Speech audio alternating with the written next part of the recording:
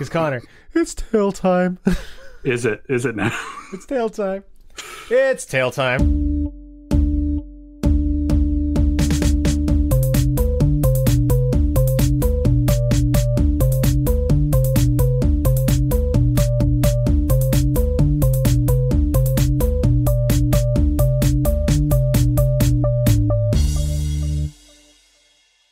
Hello and welcome to the Answers 11, the smartest icebreakers from the dumbest dudes. Do you get paralyzed when the thought of talking to a coworker or a stranger comes up? Paralyze them with your amazing questions and the ease of conversation that will flow out of you and them with the smartest icebreakers from the dumbest dudes. I am joined today with your God of Odd, Connor. Yeah, here to equip you with paralyzing conversation starters so that you can win the you can do good. And I'm your humble host, Evan. I've got nothing good. Hey, Connor, did you know that the internet lies to you? Does it? Yeah. You know, yeah, I had read that on the internet once, that the internet can lie to you, and I thought, I think that's probably inaccurate. Yeah, so I found out the hard way. I am an unhealthy boy.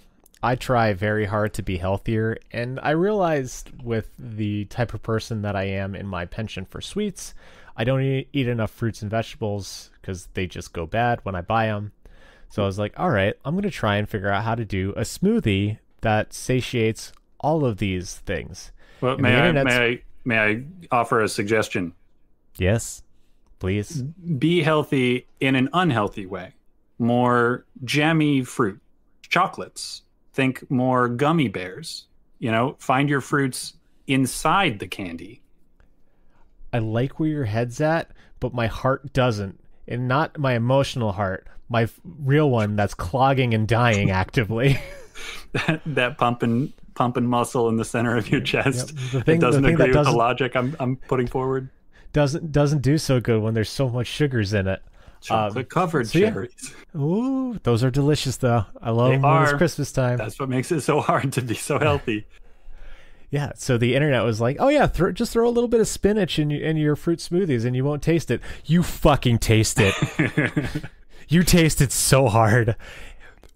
It tasted like peas, which was the worst part. Like, why? No. This is a different green vegetable flavor. Oh. Why are you doing this to me? That's no good. No. Yeah, my dad occasionally in his smoothie adventures, he would catch on to a new superfood. And so for a while, like we had acai in smoothies that he would make us. And that was great. That's a good taste in fruit. And then for a while it was kale. And that was not a good tasting fruit. That was leafy green that made the bright pink strawberry smoothie begin to look more like vomit from a baby. Word. I liked your dad's smoothies that I had. I don't think I was there for the kale time, though. But he's not an idiot. And so he didn't put the kale in our smoothies. He made very custom smoothies. He's a good guy that way. What a nice man. So I did a berry smoothie with spinach, and then I had to douse it in PB2 and cocoa powder, and then a ton of fake sugar, like the sweetener shit. You just kept adding more and more stuff to fix the peas. Yep. Yeah. And Leah looks at it and she's like, "Why is it brown?" I'm like, "Because it's chocolate peanut butter now." Yeah, I don't have a strong smoothie game in terms of fruits, but if you start with a banana, in my opinion, and then you add any of your fun like chocolate or peanut butter things, that's what I go for. That's if I'm gonna put a smoothie together, it's that little protein. If that's your situation, cinnamon in a smoothie that tends to go pretty nicely. That's pretty cool. I did want to do protein and a banana, but I was doing a stick blender, and the cup was already full thanks to all of the milk that I needed to add to de-thicken the spinach. Wow, that spinach caused you so many problems. I think I drank cream spinach. I think I made and drank cream spinach. Oh man, that's rough when you're trying to make creamed spinach. Yep. I mean, and like we context clues, but we do need to state it out loud. If you've listened to this podcast at all before, we are gluttons for punishment, and I did drink this. Of course you do. Waste not, want not. Well, I mean, I still need to get my fruits and vegetables in. Yeah, I mean, you're not going to give up halfway through just because it's terrible and difficult to put inside of your body. Yeah. So yeah, that's my little story for you. Okay. Most important first question of the day. How you been, bud? I'm doing all right. Life is okay. I've got a fun media suggestion to put out into the world, but also something that I just want to talk to you about. I think I've mentioned the Amazing Digital Circus to you before. Yes, you did. I didn't look into it, but I remember it. Yeah, so they've finally released their second episode. It is, as far as I can tell, wildly popular. I think it's been out less than 24 hours, and it's got dozens of millions of views by now. That's bonkers. It's crazy. It's insane. And it's really, really, really good. It's very funny. And it is, I think, one of my very favorite sources of heavy meta humor. Mm-hmm. We've talked before about how one of the great things about Kingdom Hearts was that it was a very meta sort of like, what if all of these stories existed in a different universe and we brought them together? And that's just a really interesting concept if you've never run into it before. And also it gets really tiresome really quickly. Once you get used to that idea, it gets very annoying to just watch the Ouroboros of a show or a book or a comic book like Deadpool just repeatedly jump inside of its own ass forever and ever. Did not care for Deadpool when you lent it to me. I tried. Yeah, I gotta tell you, I really liked Deadpool for the first couple of collections that I read, and then eventually, like, it's just hard to do meta humor forever. It just gets really tired. But The Amazing Digital Circus, it's only 2 episodes deep, so keep in mind there's probably not even like an hour of content all together so far, but they do the best job with heavy meta references. The best job that I've seen in a long time. Cool. Big fan of that. I should watch it. I should. Probably won't, but I should. I'd like to for you, but you know me. I can't make any promises. Hey, no, I expect no promises, Evan. I just want to put it back on your radar. And hope that you hope you enjoyed the madness that runs heavy through the whole show, because that's also a major theme. I do like madness. I do like wacky zany stuff. It's both wacky and zany and insane and existential and meta and hilarious. That's a glowing review if I've ever heard one. Big fan of that. I want it to glow. I want this show would fit in Fantasy Chernobyl. Radiating like the sun, like the man-made sun from the nuclear fission in Fantasy Chernobyl. Yeah, very good. Exactly.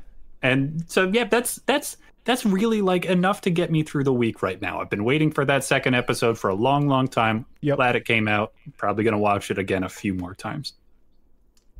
Very glad to hear that for you. I'm glad that at least it sounds that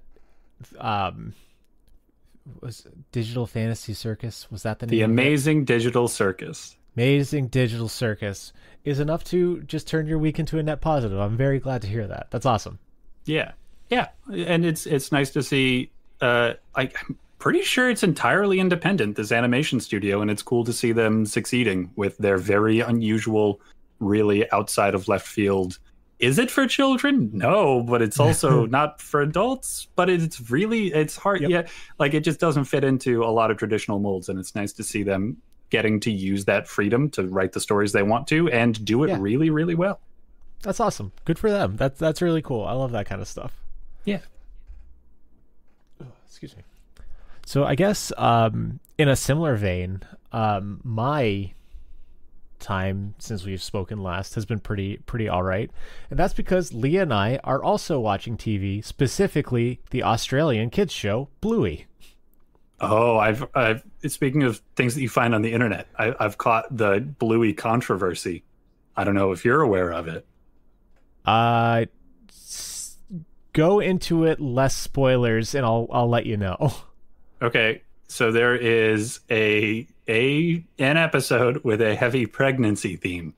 We watched that yesterday, and it is the funniest fucking episode. It is so well done. I cannot, like, it finished, and Leah looks at me, and she goes, that was an episode made for the parents.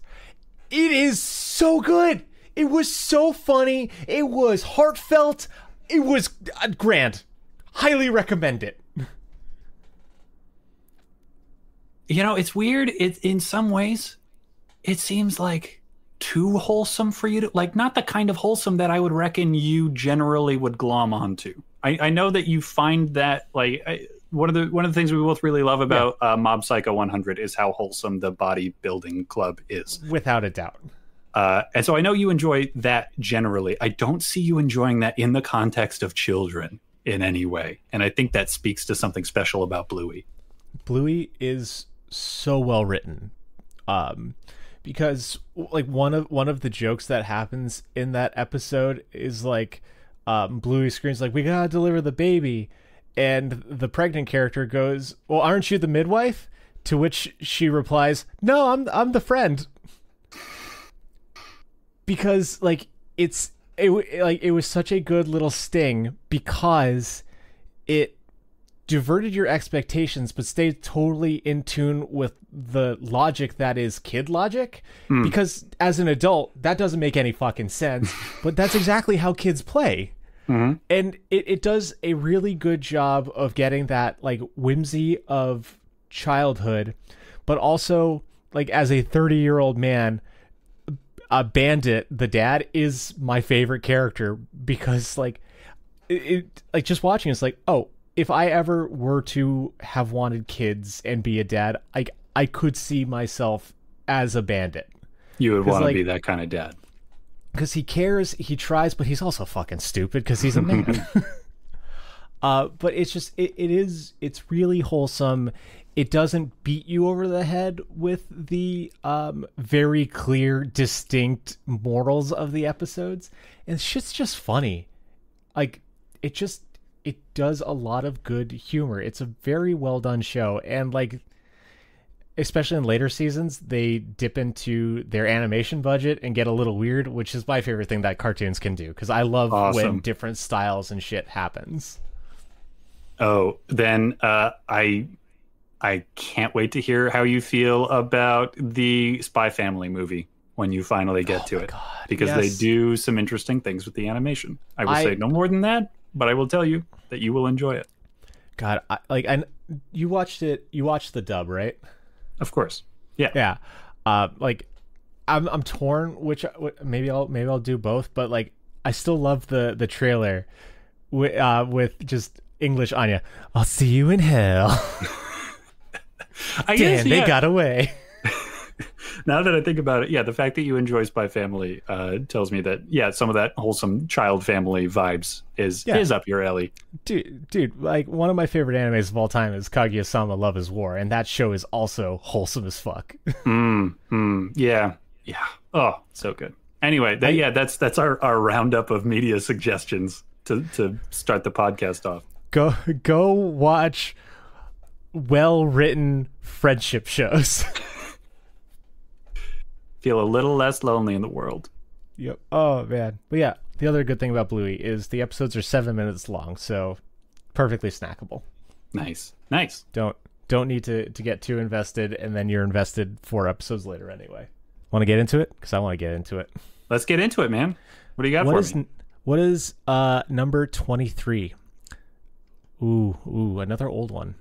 All right, so Connor, you know how there's idioms that have their meanings changed because people don't use the whole thing or get it wrong? Yeah. What's your favorite wrong idiom?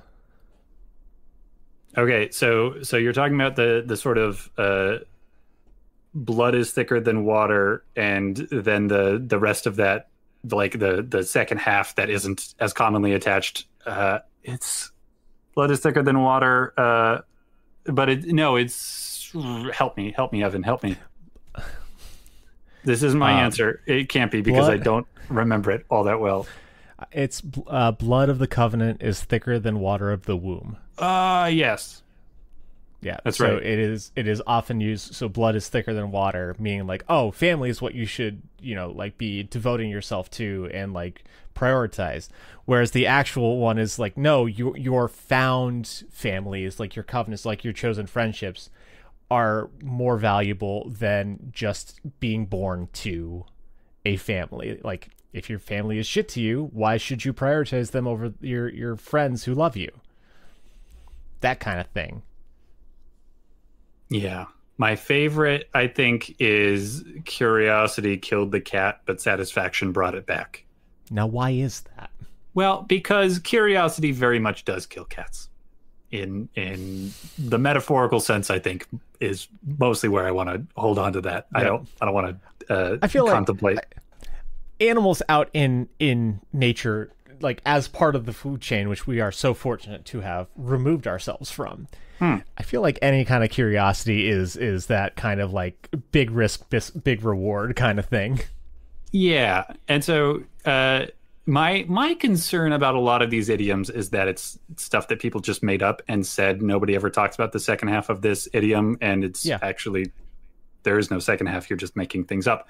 But I do think curiosity killed the cat and satisfaction brought it back is a nice thing to like just be able to throw at somebody if they're yelling at you for being curious about things or trying to tell you that you're being annoying, because really they're just being closed-minded and they don't understand the joy and fascination that comes from living a more curious life. Exploratory. Like how else are you going to learn?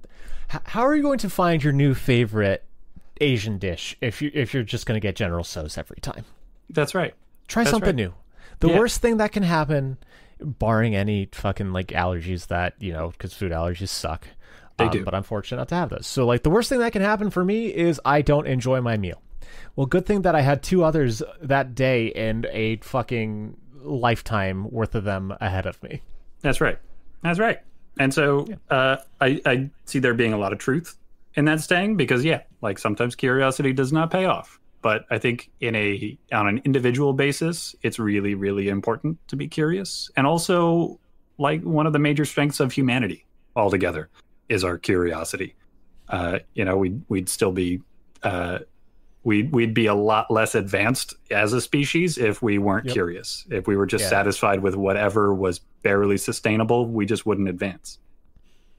That makes a lot of sense, and I really like that. I think that fits both your character and just the whole theming of this idea. Mine, on the other hand, what do you got? Great minds think alike. That's a good one. But fools rarely differ. Right. Which I like using that both as a dig and as a self dig. Because people are always like surprised, like, oh yeah, like 50 million Elvis fans can't be wrong. Like in that case, they're not. That is good music, but just because people agree with you doesn't mean that you are correct. And like just because I agree with you doesn't mean we're not both fucking idiots. Because I'm very dumb. So I think it's important to stay humble in that sense. Yeah. Yeah, sometimes I think one of the reasons I like that saying is that it's essentially saying nothing at all and everything at the same time.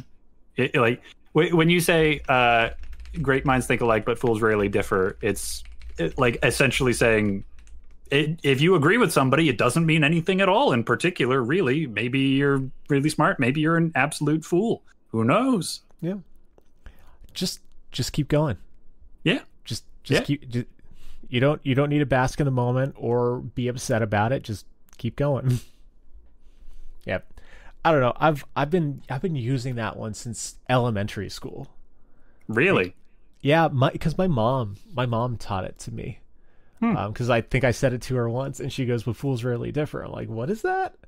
And I loved like the novelty of it, and I guess that little kid of like you love latching onto a thing that other people don't know, like, oh, this is new information. Yeah. So it always stuck with me that fools rarely differ. And like my mom and I, like, we do say that to like at each other when we agree on something, and it like doesn't matter. The other one will always give the fools rarely differ part of it, just to remind us that, hey, we're both kind of dumb. Yeah. Gotta stay on your toes. Yeah, I don't know. My actually, it's a realize now a real missed opportunity, because the way that I came into the second half of that saying was bear with me, like 30-second commercial interrupter on the Disney Channel. For a little while, they just had the genie from Aladdin just say something for a little while to like maybe give Disney the excuse of saying we're actually educational programming. Okay, and Genie said, "Great minds think for themselves," in response to "Great minds think alike," and it's the same thing, but it's so much worse. It's so much worse as it's a so saying. Egotistical. Yeah. That too. Like even if you're not the great mind, it's creating this like unnecessary like elevation. Like, I love him to death. Our friend Mike, smartest person that I know, one of the dumbest people that I know. How's like that? You've met Mike. He's fucking brilliant. He can figure out systems and like wreck shop in games and school and life. But also, like, the cat almost burnt himself to death by turning his grill into a fireball. You lost me there. His cat. He's a cat. What? No, him. Him. Like, that cat. Oh, that like cat. As in that cat. That cool guy. All right. I'm hip. I'm using my lingo. All right, I got it, Daddy-O. All right, all right. I did not know that. That's fun. Glad he's alive. It is, me too. It is my favorite story that he tells because he is not dead. That's my favorite part, I think, of that story. But that's the kind of thing, like, you can be smart and also fucking stupid. Like, sometimes he just doesn't get stuff, and like, I'll have to point out, of course we're talking on the spot now, so nothing's coming into the little rocks that are rattling in my brain. But like, there are times where I need to point out, like, hey, Mike, here's the reality of the situation. Like, that is how that fucking works, isn't it? I've never caught Mike in one of those moments. Well, that's because you're playing D&D and he's just wrecking shop in your game. Yeah, he is. Yeah, I killed him one time, and he's never let me live it down by making a totally unkillable character. In your defense, he only died because he did what his character would do. He was role-playing hard on that one. Mike knew that it wasn't the right thing to do. Yeah. No, I know that if Mike wanted that character to never die, never would have died. But it is what it is. That's a great part about it. He makes very good characters, but also role-plays them super well. And this one just happens to role-play in unkillableness. yeah, just so happened. Yeah. So, have some sayings, folks. Let us know yours, because I want more bad, wrong sayings. Ooh. We were so close to a new one, but now we're still on the old. Number 9. Sub 10. Very old. If you were a toy, what are your 3 pull ring phrases? Whoa. Oh, wow. I think that was that one of my questions? I think that was one of Aaron's. Okay. Let's see. Catch. I think I was asking that one at Biggs. Like, this is an old one. Okay. I'm thinking very Woody from Toy Story. There's a snake in my boot. Okay. I think one of them would just be like heavy skepticism. Do I have any catchphrases for me to say I'm not so sure about that? Probably. I'll give you that one. I know one that I want you to have, because I don't know if you noticed it on our social media, but I do it every time. You What's that? You you go, hey, listen. Yeah. And I always slap Navi on your face. Yeah, I have noticed that. Actually, it's one of your little conversation tics. It's totally fine. I'm into it. Okay, yeah. One catchphrase will be, all right, so listen. I think another one will be, well, I'm not totally sure about that. Okay. Something. Yeah, I think that's it. No. You definitely disbelieve when you shouldn't because you think you're right and you're stupid. Yep. Fools rarely differ, Evan. I don't agree with you. You're just stupid. Yeah, it doesn't say that fools are the only ones who rarely differ, or that fools can only not differ. Yep. Sometimes fools are fools, man. And we're looking at the kings of them right here. These two peoples, fools. All right. Yeah, I guess pull phrase number 3. I'm gonna borrow some Oscar Wilde and go with "Be who you are. Everyone else is taken." Cool. I like Let's go with that.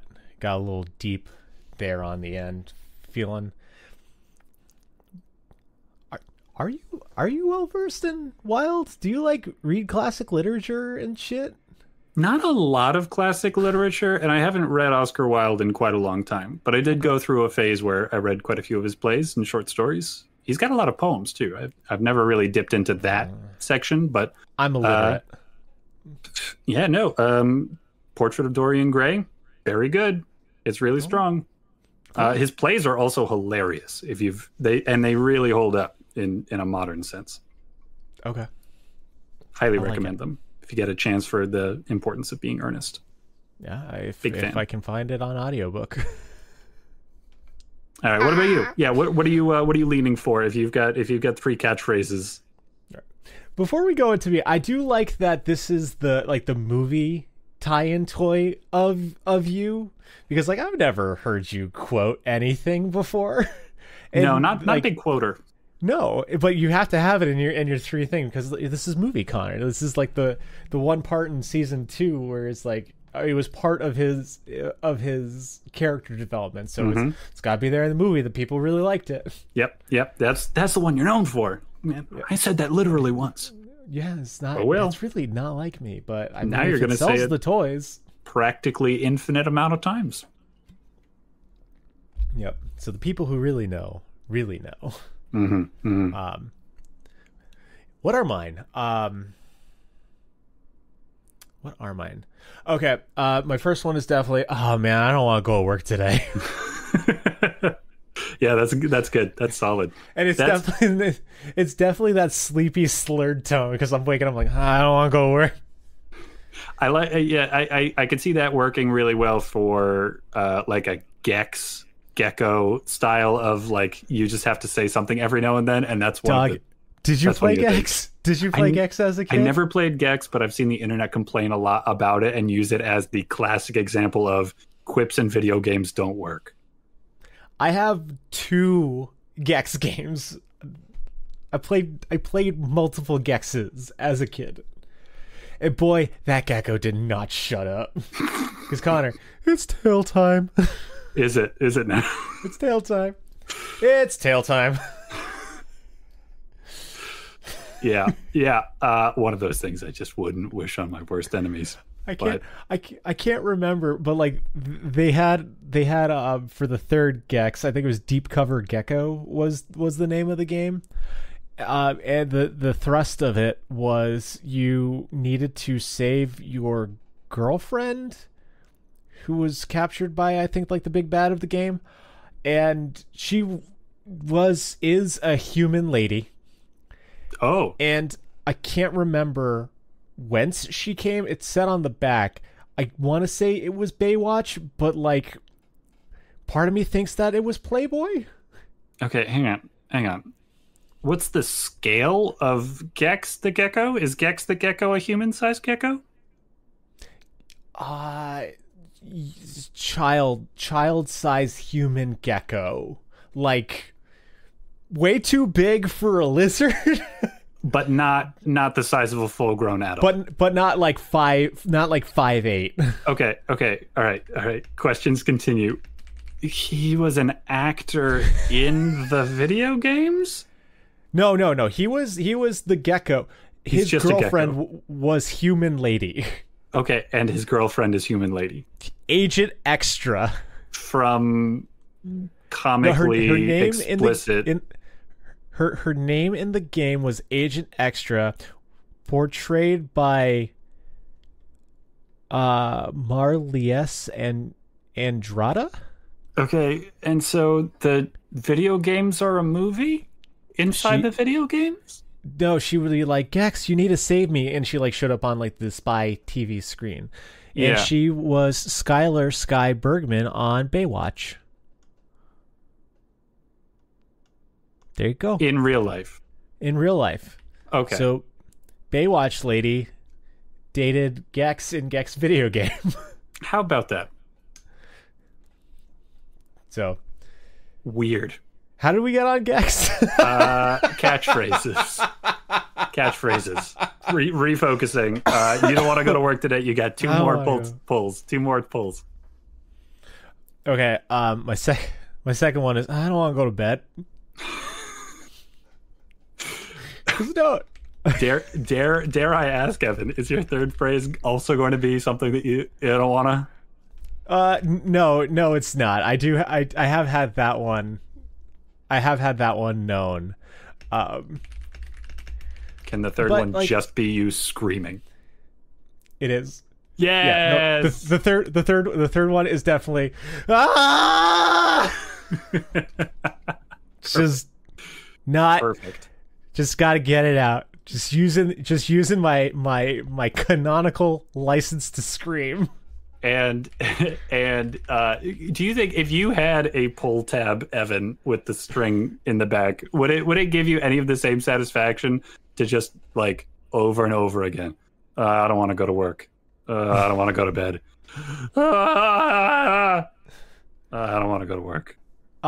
It wouldn't give me any satisfaction because that's just my life. But I hope it gives you satisfaction. And I know you want to think that the scream pull is just, it goes as long. Like if you want a little like, you just pull it a bit. Or if you want a long drawn out, like breathy, you pull. No, it's just whatever you do, man. That guy's just going, I'm sorry. Screaming. Like parents hate this toy. Parents hate this toy. Number 3 says why. Yeah, and it's long scream. Number 3 is long scream. Yeah. But not wanting to go to bed, definitely related to not wanting to go to work the next day. But I'm also just a night person. I do more at night, more active. Just when you get into very good. It's just my I don't know if it's like the zone. It's when I get in the zone. That's the Evan really time. Tough because Leah's a morning person and she goes to bed early, but she also likes to cuddle. So she's like, "Are you coming to bed?" I would prefer not, but I love you, so I will. So, those are mine. Far less refined than yours. I would buy your pull toy way faster than mine, for sure. I think mine is very relatable. I think kids and adults can appreciate the kind of shit that I'm slinging. I can't imagine one of those you act a little bit too old for your age kind of kids. The kids who are born old, getting up in the morning and like rolling off the side of the bed and doing the like rubbing their face like they have 5 o'clock shadow, and then just seeing their Evan doll over there on the side table and pulling it, and it saying it doesn't want to go to work today. It's just like, oh, you and me both, buddy. Or just the kid pulls it. It's like I don't want to go to school today. Speaks over the toy. I also like the idea of just like, hey, I'm sorry, like the client came back, like you really need to get this done before the weekend. Like I know it's gonna be a bit of a push. Supervisor walks away, just pulls the string at the desk, and just a little that they can't get out, but they need to hear. Yeah, I like it. I guess just going further on this now. Excuse me, sorry. It's also got to be a stress toy of some sort. Oh, it's got to be very squeezy, right? Just that weird, that foamy plastic crap. Okay, well, so you can go two routes. I think you can either make it really squeezy or really stretchy. I think I'd go squeezy. I don't like stretchy. Yeah, go more squeezy. Okay. Yeah. So you want to crush as opposed to a. I mean, they gotta get the carnival Evan if they want the stretch, because he's got a weird body. Yeah, very Gumby different, dad. Different action figure, son of Gumby. I love this. I love this. You, me, and our 2 listeners, we've officially got lore. Yeah, and merch in the works. Canonical. Oh my god.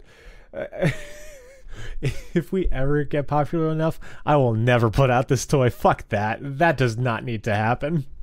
I can't disagree with you more. I think it would be wonderful. I personally, I don't think I'm ever going to feel like I've officially made it in life until I have an action figure. That's my bar for success. Cool. I don't think I'm ever going to feel like I made it in life. Then why does it matter to you if you get the Evan doll released? I don't want visages of me out in the world. Like, I don't want. It feels gross for someone to have a picture of me. Ew. Not just a picture, but an artistic. No, it's like I meant the thing. Like, of course, people can have pictures of me. It's weird, but like, I don't like getting them taken. But I'll take them with you.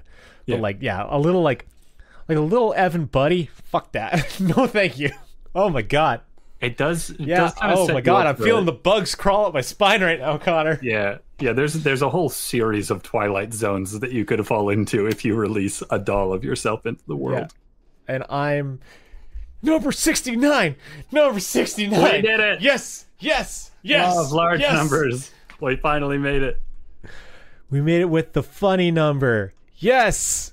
I really hope that we gave this a good question. We must have. Well, you got to think it changes because we update the spreadsheet. You're kidding. I thought for sure that we would have kept this one slot solid. Dude, I'm very dumb. I never would have thought of that. But like, all right, we can adjust it so like 69 is the D20 of our rolls. All right. Well, what do we have? Well, currently what we have is, Connor, what classic movie monster would you want to befriend? Okay. All right. Okay. There's 69 opportunity in here somewhere, depending on how deep that friendship goes. Exactly. A lot of Hello, Minerva the succubus. How are you today? Yeah, that classic movie monster. Very sexy, attractive person. I mean, there are those. Yeah. Like, is it female presenting monster? Well, if it's a classic movie, it's back when objectification was cool. So, duh, she's got to be hot. Yeah, and because like you can either go Frankenstein's monster, and then you just have like a homunculus of uneven proportions whose visage is terrifying to behold, or you have Frankenstein's wife, who is just a woman. Yeah, I mean, I'm thinking of, so when we're talking about like attractive, like maybe, what's the word I want to use? Down to make out characters. Like, I just immediately thought of there's a poster my sister has at her house, and it's the Wasp Woman, and the tagline of the movie is "A beautiful woman by day, a lusting queen wasp by night." Oh, that is such a weird setup for a movie. So yeah, Connor, there's weird horny ladies in classic movies if you want to befriend them. That's a fact. Yeah, like I've got vague ideas of killer women from Venus in loads and loads and loads of different movies. Yep. All right. So no qualifying questions. All answers are valid, but feel free to veto this one from me. But my heart of hearts has just spoken through me to the ether. And my classic movie monster that I want to befriend is the Gargan. The what? The Gargan. if you remember the sci-fi movie night that we had, that Moynihan was leading, the Gargan is the lobster monster that just goes. They just held a giant. They just put a lobster really close to the camera lens in front of a spotlight, so a giant fucking shadow, and it was just a man going. Oh Lord. And it's this fucking destroyer of worlds that is like raised to eat planets. It's like, my dude, as Leo would say, my good bitch, that is a lobster. It was just a lobster. The lobster, it screams like a man.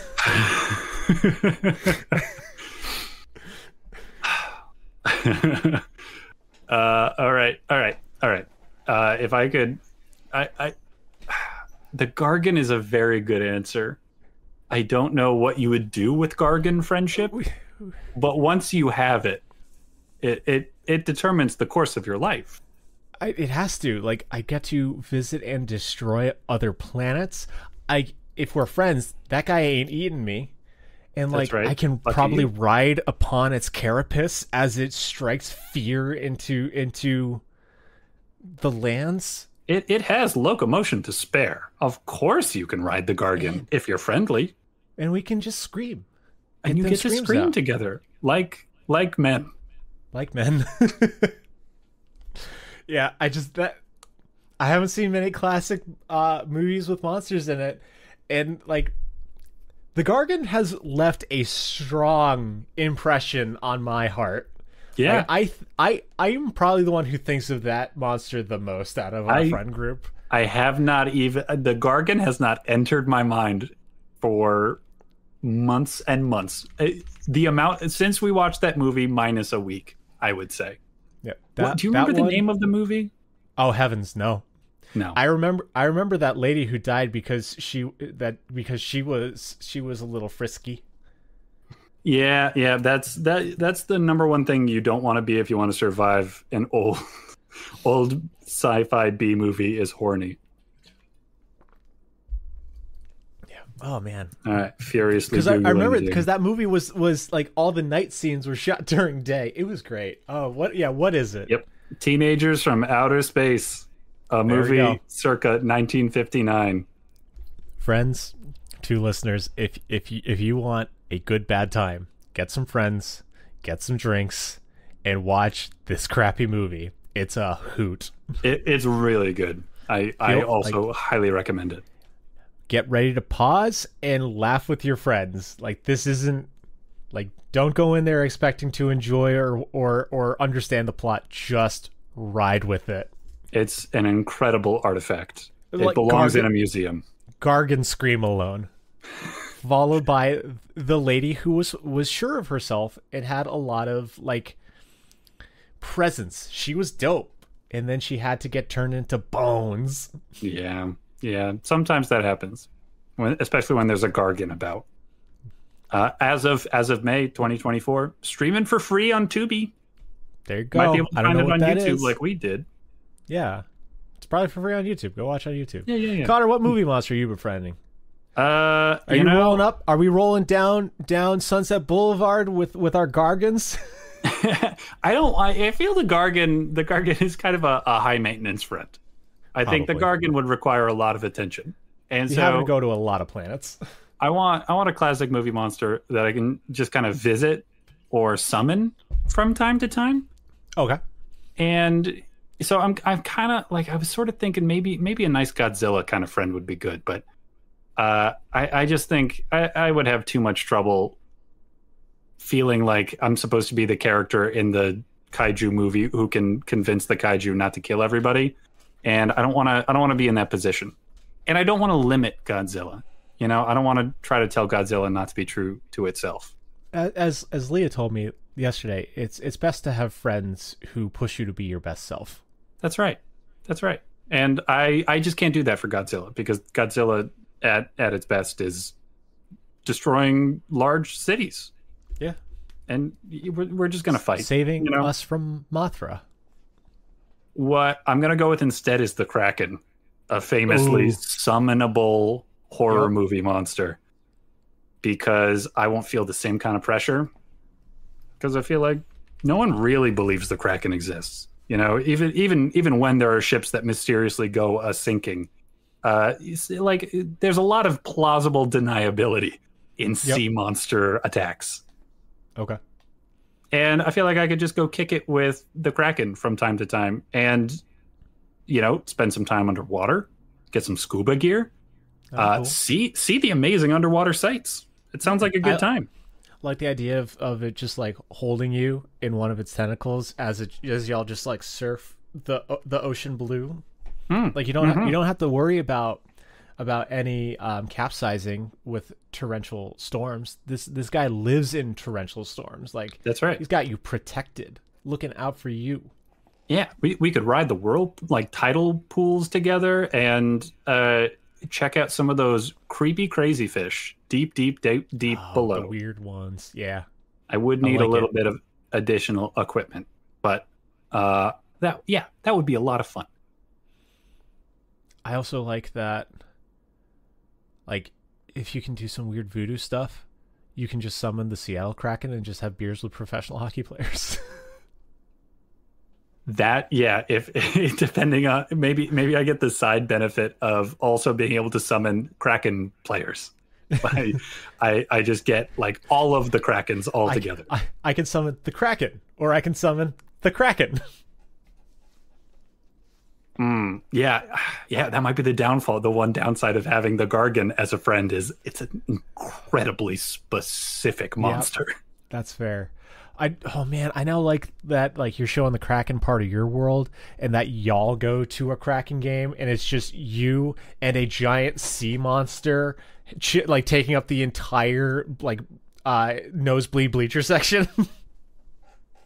Yeah, so there's a lot of don't mess with me energy when you bring the Kraken to a Kraken game. They'd be like, oh man, like that's a lot of money for tickets. Like, hey, sorry, Kraken. It's like, oh, well, what can I do? I'll pay for my ticket, but like, come on. What? I mean, you named the whole team after this thing. You're not gonna let them watch you hit that puck around the ice? Of course you are. Come on. Gotta. One good turn deserves another. Naturally. I mean, and fair play to the Seattle Kraken. It is an excellent mascot to build a franchise around. So many opportunities for releasing the Kraken, getting a spiced rum collaboration, lots of sea-themed catastrophe noises. Coors Light, the official beer of the Seattle Kraken. I know that because I bought Coors Light and it said that on the can. Huh? And here we are advertising Coors Light on accident. Whatever. Drink what you want. Fuck you. Yeah. What would the Gargan team be? I feel like volleyball. If the Gargans is no, it would be tennis, my man. I feel very confident because that is the screamiest sport I know.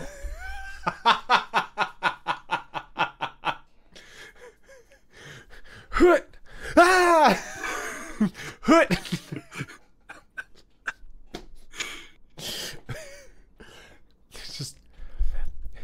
I love it. That's you know what's nice good. about this? Our classic monster friends would be chill. I think they would get along. Yeah. I think they have the Kraken doesn't do quite so much screaming, but they are essentially giant sea animals. Yeah. And apparently they both really, really like watching sports. So I guess you and I need to start like watching sports so we can hang out with our friends. Our mythical giant sea life friends. That's what friendship is about. It's about going to the sporting events that your giant mythical sea creatures enjoy, even if it's not your thing. All right. This has been a fun podcast. Let's go into our last question, which is number 70. We just go down a tick. Like, that's unlikely. That's like a 1 in 100 chance. All right, Connor, what's a strange flavor combination that actually works? You know, I think the most famous one of these is the French fries in a milkshake combo. I think that's been kind of done to death personally. I don't really don't see the like point. I don't really get it. It doesn't, like, I will have a milkshake and I will have a French fry, but like once you put them into each other, it's like you have lessened. Like they are lesser than the sum of their parts. Yeah, I'd rather like a bite of fries and then a sip of milkshake. That's a good combo. That works for me. But then you get the cold on the hot fry, and you're like, this is weird in my mouth. I don't like how this is. And then I don't get any of the good potatoy taste. I just get overwhelming cream. It's like, this isn't it for me. So no, that's not my thing. Fucking drawing the line, guys, here. It's a combination that doesn't work. Yeah. But a line... What's one that... One that does work. Peanut butter. Onions. Together. Oh, just the peanut butter and onion sandwich? No. That's okay. Just the overwhelming flavor that you get when you put these two things together. And like you think about a peanut sauce and like that kind of savoriness coming together, I think onions work really well in that kind of format. People don't think about peanut butter as a savory condiment, but it essentially is. That's like, I know we all go very hard on the jelly combo, and that's wonderful, but it's not because peanut butter is already fruity and sweet. It's because they contrast really nicely. No, I'm totally with you there. Peanut butter, onion. Peanut butter. I know. Onion. Peanut butter, onion. My answer was definitely peanut butter related, because I like having peanut butter in contexts that aren't readily apparent is so good. But like I want to let you know, it was a food YouTuber that I watched, and one of his recommendations was having a peanut butter and pickled onion sandwich. Whoa. Now, introducing the pickle into the situation, that's hard to wrap my head around. It was good. Can you explain it? Because like make it make sense in my head, please do that. So it has the similarities of a peanut butter jelly, where it's like the pickling is a little bit sweet and a little bit salty, and like because of the onions breaking down, it's not jammy per se, but like it's got that kind of like softness. But what I think amplifies it is the crunch of the onions. Because I'm a crunchy peanut butter kind of guy, but if I have a smooth peanut butter and crunchy onion, that's pretty all right. Like I'm not averse to that. I'm with you on that. That's something that I have enjoyed in putting peanut butter and onion. For me, the sandwich that brought that combination to the front of my mind is I just had a bunch of stuff I threw together in a sandwich when I was in college, and it was those two things plus way too much cheddar cheese and turkey. And do you remember the name of it? That was the Nova Funk Nutter. Yes, it is. Yeah. It lives in my brain. I was really excited about it when I made it, and how good it was altogether in a way that it really shouldn't have been. But the crunch of the onion with the smoothness of the peanut butter is better, I think, than the crunch you get from the nut. It's so sharp, the onion crunch, compared to the nut crunch. So yeah. I do see the point there. Like, I think this is turning out to be just a love letter to peanut butter. This. So underestimated. It is so versatile. Like, Leah doesn't like when I do this, but I talk to people. And we went out for dinner one night, and the place, I got like an Elvis burger. It was mashed banana, bacon, and peanut butter on a burger. And I was shooting the shit with our waiter for like 10 minutes about how good it was, because I was like, dude, this thing is fucking bomb. He's like, I know. And like he started going off on it. It's like, no one ever believes me, but like I get this thing all the time. It's just, put peanut butter on more stuff. You are going to benefit from it. It does well in so many scenarios. My hard answer for this one is another peanut butter based dish. But I've never been much for, if you're from New England too, listeners, you may have heard of the Big E before. But I was never keen on going to the Big E. Like was never attractive to me for whatever reason. The biggie being like a giant carnival, like the New England State Fair, County Fair, but like New England. Yeah, they had like a bunch of buildings that were like pertinent to the states of New England. So you got like a little local cultural flair. They had, like carnival rides and just like animal shows, fried foods. Yeah, like the food trucks and stuff. Statue made of butter. Yeah. Oh, yeah. They did a lot of livestock stuff too. Like the 4-H was did a lot of stuff there. You got to see like chicks being birthed and stuff. It was really as I went more with Leah, I appreciated it more. But definitely younger, not ever super my thing. But whenever I went with Leah, because she loved going to it, so we would go yearly more or less when we lived in New England. And my favorite thing was to go to the Connecticut building. And I don't remember what the pizza joint was, but they had a pizza called the Skippy's Dare.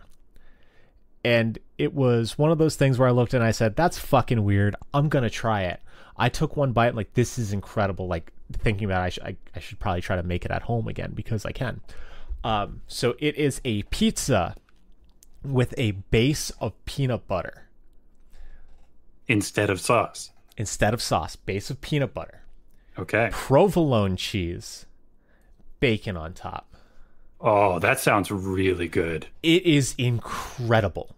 I don't know if I could technically call that pizza, but it sounds really tasty. It was on pizza dough.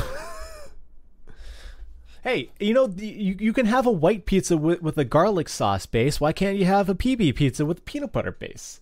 Yeah, broaden your horizons. Try new things. yeah, that's the theme today.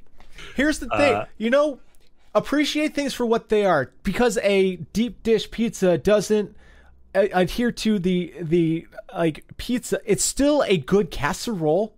Just because like they call it a pizza, it's still get off your high horse. Don't be a snob about things. Just enjoy things that you like. Don't get lost in the sauce. You can get lost in that sauce. Get lost in that sauce. It's like, I am a mongrel. When I eat, I am just like scarf, done, because I never liked eating as a child because I had to be around my family. I'm like, I need to get out of here. So the faster I eat, the faster I can leave. Run away. I savored that damn slice. Just enjoy every bite. It's so good. I might go make pizza dough so I can make this for myself because it was that good.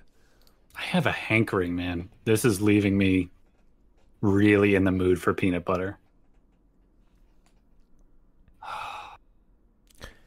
I went to a burger place with your wife, and the person was like, "Hey, have this peanut butter sauce," and it's like peanut butter and not honey, like maple syrup mixed together and put on a burger.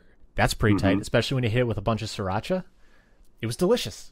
I was thinking, like maybe a spicy pickled onion with the peanut butter combo earlier. That might make a little more sense to me on an intuitive level. But this Skippy Challenge pizza thing, the mind reels. I wonder what would happen if you did like some thin slice of banana on that too. Go more the Elvis route. Yeah, you're not going to hear me complain. Put more peanut butter on more things. Peanut butter does so many things. We just haven't even scratched the surface. I was listening to what's it? How Stuff Works or Stuff You Should Know. One of the classic podcasts, and one of the guys on it was like, "Hey, you want to gain way too much weight way too quickly? Put a scoop of peanut butter and some Cool Whip. You'll demolish all of it." So good. Peanut butter, perfect condiment apparently. What it fits in every situation. Oh my god! What Elites and I do from time to time is on most ice cream will tolerate this really well, but vanilla ice cream is a perfectly good base. You just microwave a small scoop of peanut butter for 30 seconds to get it thin and liquidy. You pour that over the ice cream, which cools it and makes like this thick peanut butter shell. Yeah. Oh my god, that was my favorite thing to get at the drive-in as a kid. And I would always get it in a cup because there would be extra peanut butter and it would congeal as like a little like candy bar. Yeah. And it's You don't need to buy a peanut butter sauce to do this. You just use hot peanut butter. It melts and cools, and it's the texture is so nice on top of the. It's so good. I think we need to stop this podcast and go eat. Man. I might just go for a spoonful of peanut butter, which is also the only cure I know for hiccups. Oh, Leah taught me a way. It was a whole bunch of diaphragm science, so I'm not going to go into it, but I'll have her tell you at another date, because that's not interesting for the podcast. Always curious. But what is interesting is that you made it to the end of the podcast. You didn't need to do it, but you did, and we appreciate it. What is that about you that made you listen this whole time? I'm just grateful. That's really just cool of you to do.